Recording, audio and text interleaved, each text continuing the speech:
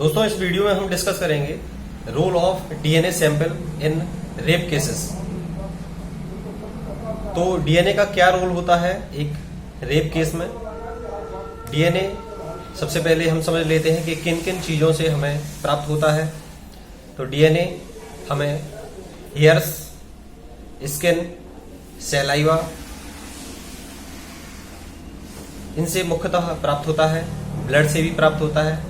Body के किसी भी पार्ट से हम डीएनए प्राप्त कर सकते हैं। तो डीएनए एक्सट्रैक्ट मेथड जो होता है उसके माध्यम से डीएनए को सेपरेट किया जाता है और उसको जांच की जाती है एफएसएल में। तो एफएसएल क्या होता है, सबसे पहले मैं उसका आपको फुल फॉर्म बता देता हूँ। एफएसएल का फुल फॉर्म होता है फॉरेंसिक साइंस लेबोरेटरी, जिसको हम शॉर्ट में एफएसएल बोलते हैं।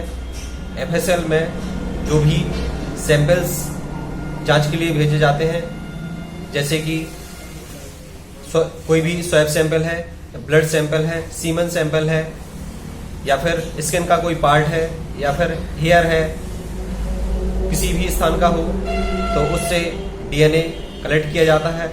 फिर उसको जांच की जाती है और जो भी सस्पेक्ट होता है उसके बॉडी पार्ट से डीएनए कलेक्ट करने के बाद में उसकी मिलान की जाती है कि जो रेप विक्टिम के बॉडी से या फिर उसके क्लॉथ से जो डीएनए सैंपल प्राप्त हुआ है उसको सस्पेक्ट के डीएनए से मैच कराया जाता है।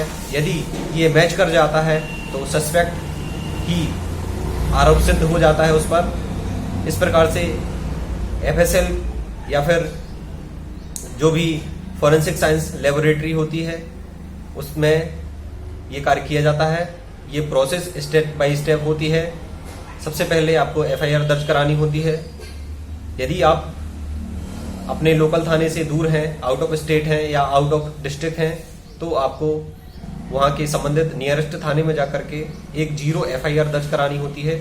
0 एफआईआर को फिर संबंधित थाने में ट्रांसफर कर दिया जाता है। तो ये आपको भारतीय संविधान स्वतंत्रता प्रदान करता है कि आप कहीं पर भी एफआईआर दर्ज करा सकते हैं।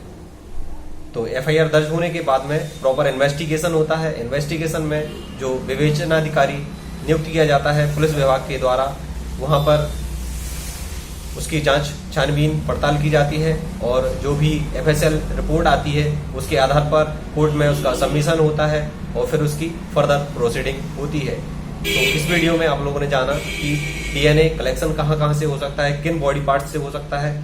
ब्लड और सीमन एक बहुत ही अच्छे स्रोत होते हैं डीएनए कलेक्ट करने के। इसके अलावा जो सैलाइवा होती है, सैलाइवा को हम हिंदी में लार भी बोलते हैं। और रक्त यानी कि ब्लड, इसको हम रक्त कहें, रुधिर कहें या लहू कहें, कोई भी भाषा जो अमूमन चलती है उसको हम खून बोलते हैं शुद्ध एक भाषा में। ब्लड एक प्रचलित नाम है जो कि अंग्रेजी भाषा का है और ये मुख्य स्रोत होते हैं डीएनए के। यहाँ पर आप डीएनए का सैंपल इनके रूप में प्रदान कर सकते हैं जो कि रेप विक्टिम के बॉडी से प्राप्त होता है। इसीलिए कहा जाता है कि एक जो मेडिकल जांच होने तक का समय होता है एक बहुत ही क्रिटिकल समय होता है।